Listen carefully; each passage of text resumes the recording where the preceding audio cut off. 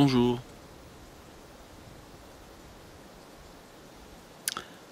Comme dans toutes les vidéos que je fais, l'important n'est pas forcément ce que je dis, mais juste d'être attentif à ce qui se passe, aux énergies qui peuvent être présentes autour de moi. Parfois couper le son et regarder la vidéo.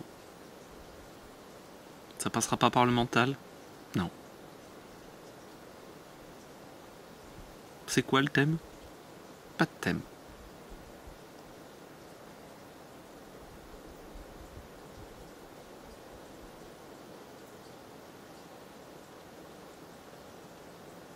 Ou alors une vieille histoire qui se perpétue depuis bien longtemps, qu'on a tous vécu. Tous vécu. Oui. Un état de plénitude.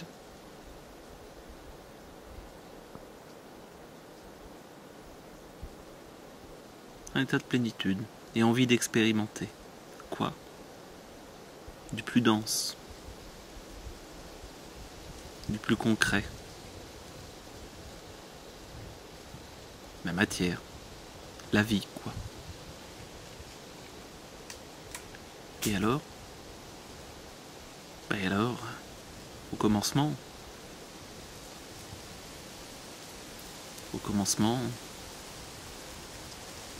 qu'est-ce qu'il y a?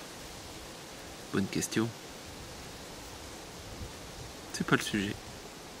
On va juste repartir. Au moment où il y a un choix qui se fait et une descente dans la matière. Une conscience qui a envie de vivre l'expérience de la matière. Vivre l'expérience de la matière. Pas descendre dans la matière pour chercher à fuir. Vivre pleinement l'expérience de la matière. Par l'incarnation. Qui commence par quoi? Quand tout va bien, par un orgasme. L'orgasme de la conception. Un bonheur partagé. Dans l'intimité.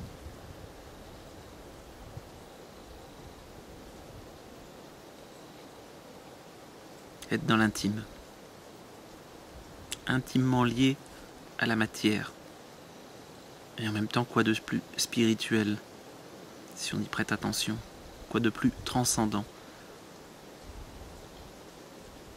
Pourquoi d'ailleurs sommes-nous des fois autant dépendants du côté rapport sexuel?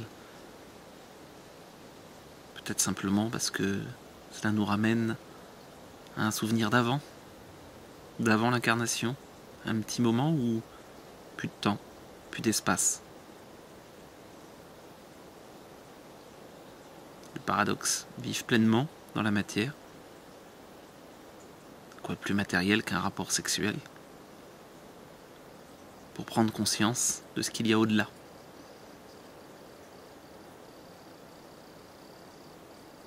Et puis, se souvenir que nous aussi on est passé par là et que, à un moment donné, il y a eu ce début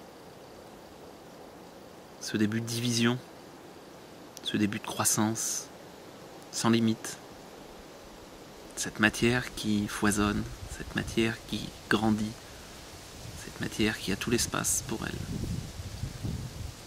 et en pleine croissance, en même temps bien au chaud, bien à l'abri,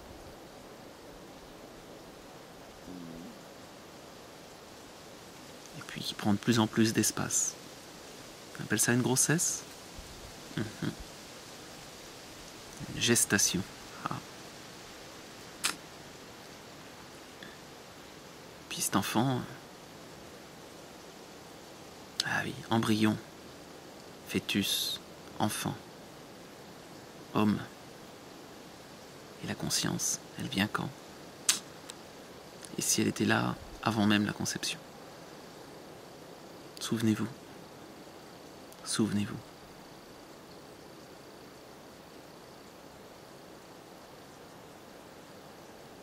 Certains vous diront que, mais non, C'est pas possible. À ce moment-là, il n'y a pas de conscience.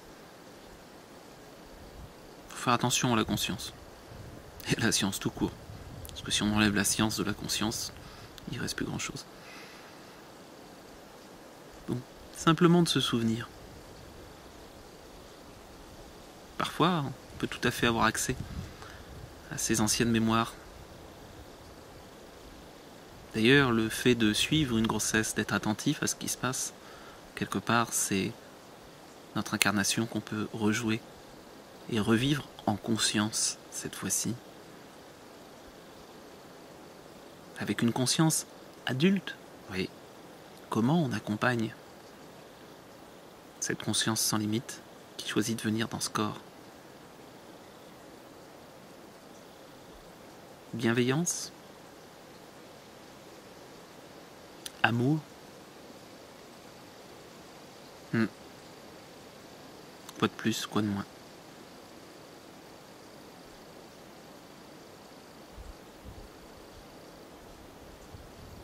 Avec déjà beaucoup de relations. Entendre ce qu'il y a tout autour. Peut-être même déjà percevoir le côté noir, jaune. Sentir aussi avec son corps toute la peau qui à un moment donné continue à grandir et va rencontrer quoi? Va se rencontrer. Et oui. Parce qu'en fait, l'enfant ne rencontre pas la maman dans un premier temps.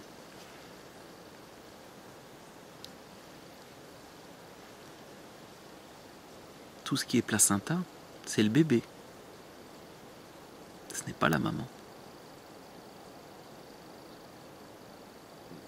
À la base, ce sont bien les cellules du bébé qui se spécialisent pour le côté nourriture du bébé qui arrive. Donc c'est bien une partie de lui qu'il rencontre. Mais en même temps, effectivement, tout bruit, les bruits rythmiques, respiration, cœur, digestion, les voix, les joies, les souffrances, les jouissances de sa mère, oui, et aussi de ceux alentours.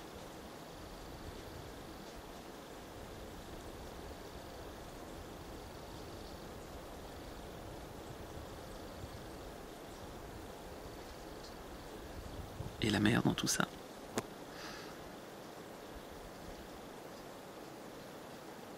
D'ailleurs, une petite mer intérieure déjà, avec une eau chaude, légèrement salée, juste comme il faut, enveloppante, sécurisante.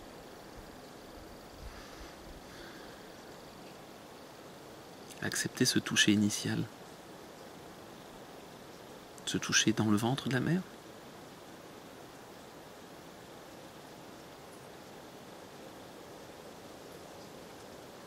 Accepter ce rapport à l'eau, à l'autre.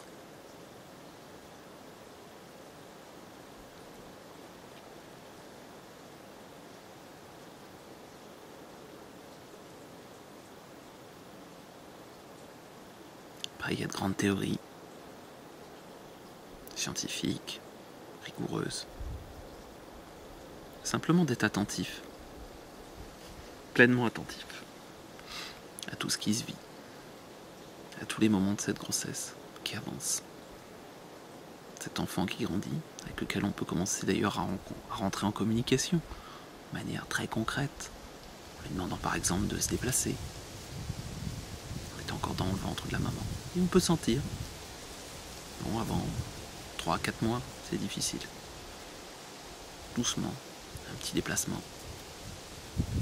D'ailleurs, plus on est léger, plus on va pouvoir ressentir. À peine effleurer le ventre. Il se rend compte que, tiens, le bébé va réagir. Et non seulement à un moment donné, il va réagir, mais il peut même répondre. On lui pose une question. On lui demande, tu peux venir dans telle main ou telle autre. en appuyant simplement d'un côté du ventre, de l'autre, un côté pour oui, l'autre côté pour non, et en lui demandant « Ok, t'as bien compris ? Oui. » Et on lui pose une question. « Comment ça ? À voix haute, bien sûr. » Oui, mais pas seulement. Simplement de projeter. Tiens, et il y a une réponse. Si le contact s'est établi, oui. Ça peut paraître surprenant, mais alors il y a déjà quelque chose, déjà une conscience, déjà de la communication, alors qu'il n'est pas encore né. Et oui, juste une histoire de communication, de toucher, de relation, dès le début, entrer en relation, choisir de s'incarner pour rentrer en relation avec les autres, avec soi-même aussi. Ben oui. Accepter aussi de se sentir. Mais je parle de qui ? De l'adulte ou de l'enfant ? Et si les deux étaient similaires à certains niveaux, et qu'on a de belles croyances comme quoi nous avons évolué depuis que nous étions tout petits, mais qu'en fait, cette conscience, si elle était là depuis le début, et que finalement elle évoluait très peu, alors effectivement nous avons de nouvelles capacités. Ah oui, on apprend plein de choses. Beaucoup de savoir, un peu de connaissances aussi. On apprend à maîtriser ce corps, plus ou moins bien, à s'exprimer, plus ou moins bien aussi, à rentrer en relation. Ouais.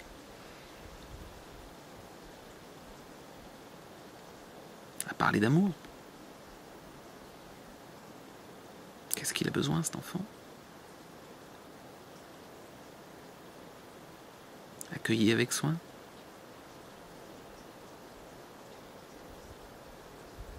Accueilli dans un contexte tranquille, serein.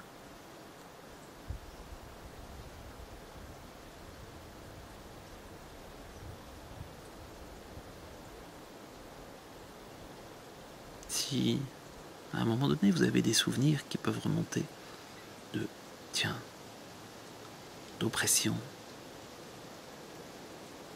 sentir oppressé, serré, mais d'où ça vient ça ? Quand on remonte et quand on remonte.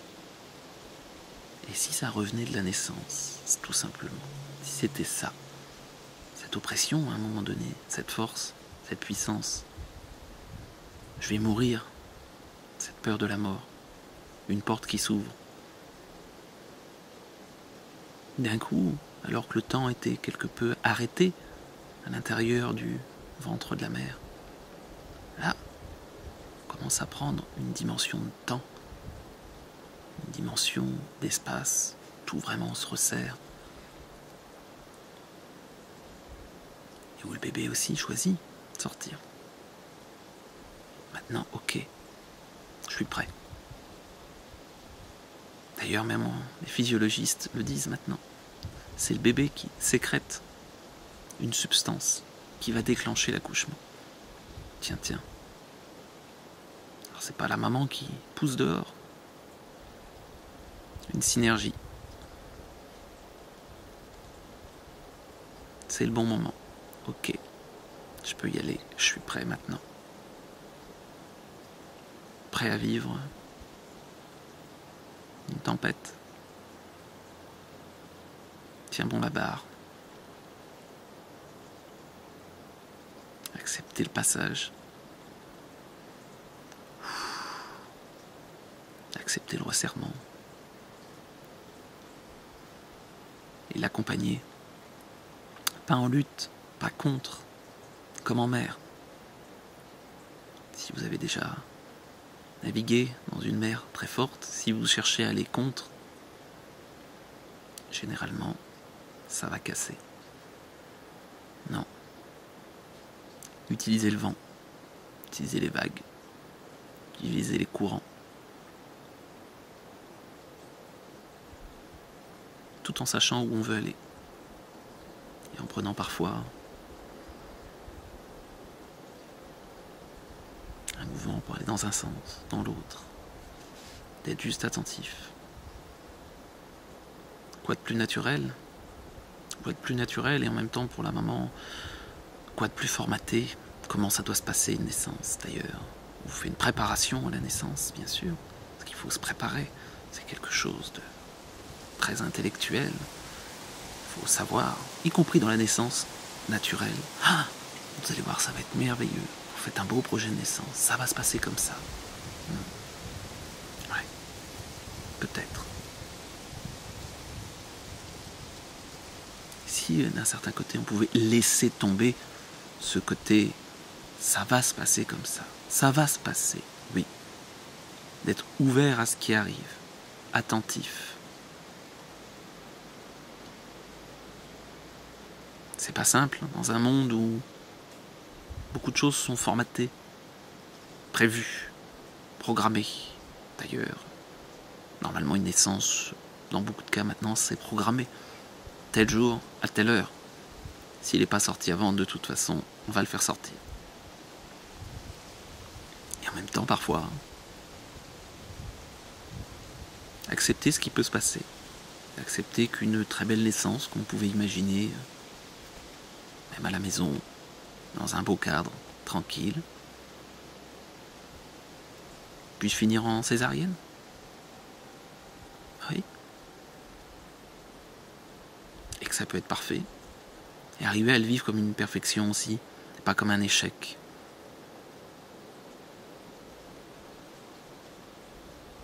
Pas simple d'envisager toutes ces possibilités. D'envisager aussi que c'est une porte vers la vie, une porte vers la mort. C'est quoi notre rapport à la mort, notre peur de la mort, notre peur de perdre. Quand parfois en plus un enfant est mis tellement important, parce que tellement attendu, tellement désiré.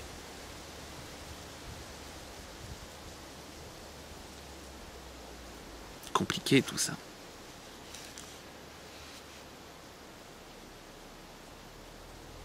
Très simple. Accepter la simplicité. Accepter la simplicité, ça ne veut pas dire être simpliste. Ça peut aussi simplement retourner à l'essentiel.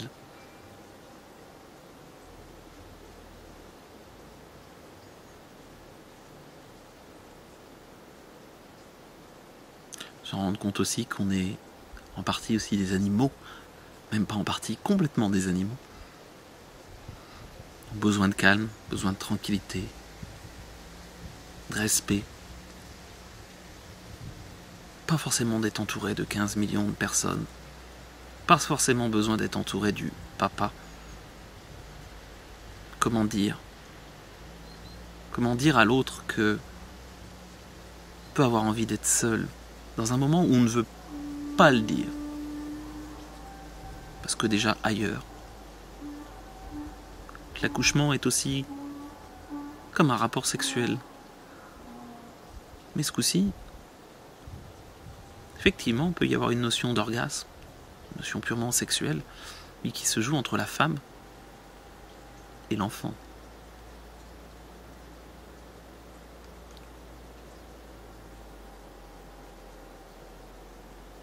Et en tant que père, on trouve sa place où? Peut-être simplement aménager cet espace de sécurité en étant à distance. Pas simple à vivre. Surtout dans une société où pendant longtemps on a rejeté le père, puis où maintenant on pose quasiment comme une obligation que le père soit là. Un bon père. Créer le contact immédiatement. Mais le premier contact, c'est avec sa mère. Tout de suite, garder le contact. Que cet enfant sorte, effectivement, soit tout de suite en contact avec sa mère. Tout de suite. Il garde le contact aussi par ce cordon qui est là. Et qui bat toujours. Laissez le temps. c'est du calme, du silence, de la pénombre, de la tranquillité. Peut-être aussi à la moment de réfléchir à est-ce qu'elle arrive à être tranquille avec elle-même, dans le silence, dans le calme, dans la sérénité. Qu'est-ce qu'elle veut transmettre à cet enfant?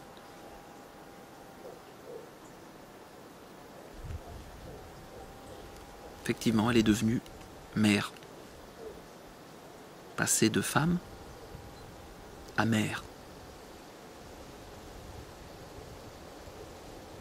Et amener le respect de la mère. La terre, mère? Oui, ça peut aussi être ça. L'amour pour la mère. Pour la terre, mère. Que tout puisse se dérouler dans l'amour, en étant conscient que, justement, cet être qui arrive est déjà complet. Une totalité, une conscience complète. Comment l'accueillir avec ce traumatisme de changement d'état? Obligé d'inspirer, prendre une première inspire, d'être baigné dans un flux de sensations lumineuses, auditives, olfactives, tactiles. Comment essayer de créer une transition en douceur? Tout un programme.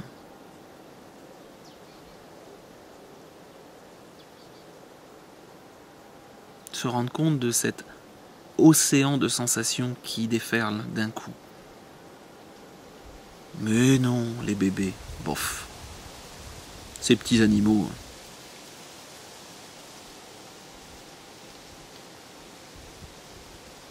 Ils semblent presque intelligents.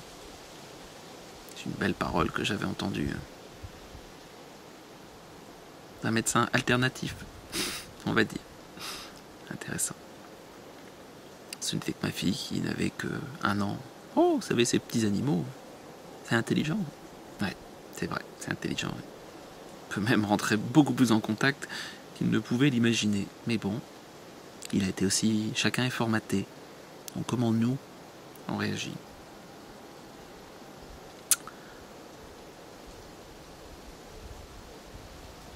Pas oublier après que l'enfant va passer à devenir autonome au niveau de sa respiration. Puis à un moment donné, fini d'être nourri avec maman. Au niveau peur, angoisse, c'est quoi qui apparaît? J'ai faim, je vis.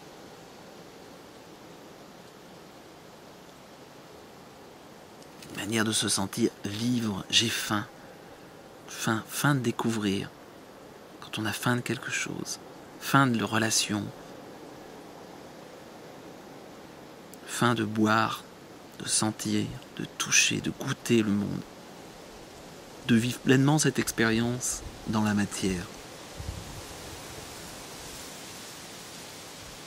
Pleinement cette expérience, comme pour ramener, après cette expérience, à un autre niveau de conscience. En fin de vie, ok. C'est ça, vivre une expérience dans la matière, et on la ramène ailleurs. Si on commençait par essayer de soigner nos propres blessures, nos propres traumatismes liés à la naissance, comment on a été touché, comment on respire, comment on a pris cette première inspire,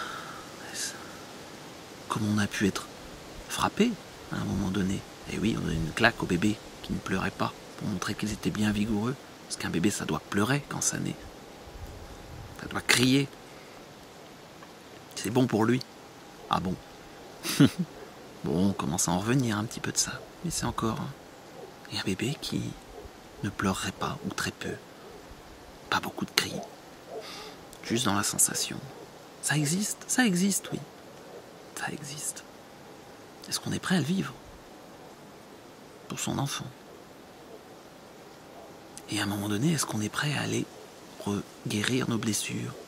Accepter d'avoir ce toucher délicat envers nous-mêmes. Accepter de redécouvrir le monde, de ressentir ce souffle, de prendre du temps dans le silence, dans le calme, à juste découvrir une sensation après l'autre.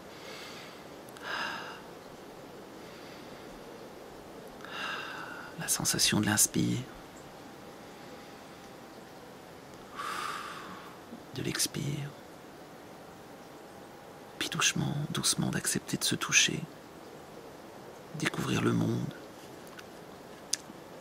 d'accepter de goûter le monde. Notre rapport à la nourriture. Tiens, c'est quoi ce rapport à la nourriture? Et oui, accepter que ça passe par la bouche, qu'on puisse prendre du plaisir aussi à ça. Accepter de redécouvrir tout son corps.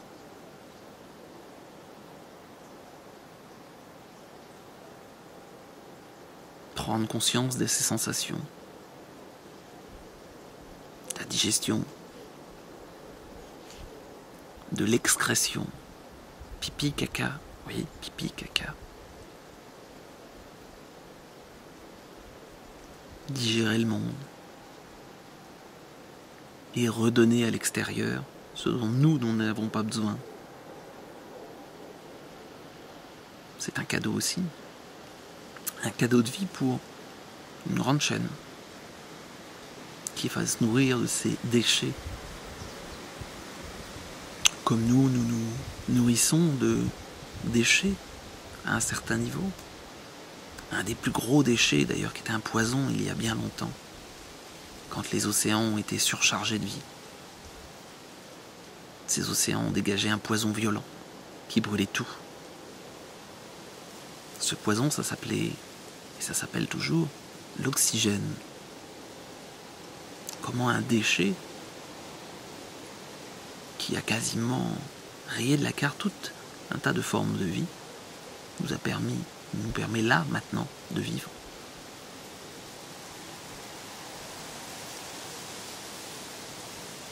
Enfin voilà, une petite réflexion autour de la naissance, autour de la vie, autour de comment nous abordons la vie, autour de comment peut-être redécouvrir simplement ce qui nous anime, retourner et essayer de retrouver ce moment qui a pu être traumatisant, oui, bien souvent, qui est même généralement qui a été ritualisé pour être traumatisant.